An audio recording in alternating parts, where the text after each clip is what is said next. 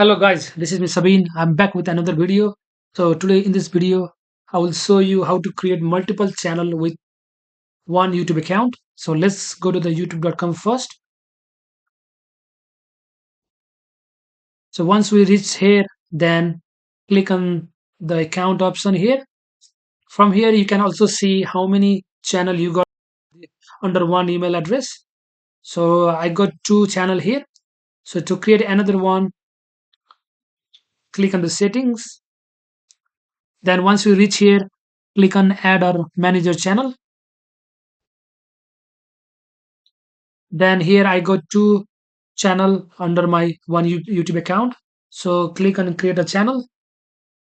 Then you can put a name that you like to have on the channel. I will put dummy one for now. Then this one will auto generated. Create a channel.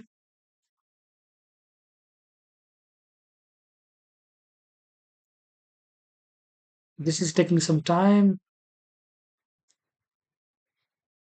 Yep. So my channel is created now under the name dummy one.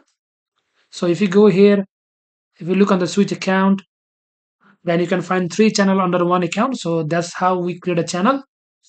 So that's it for today. Thank you guys. I'll see you in another video.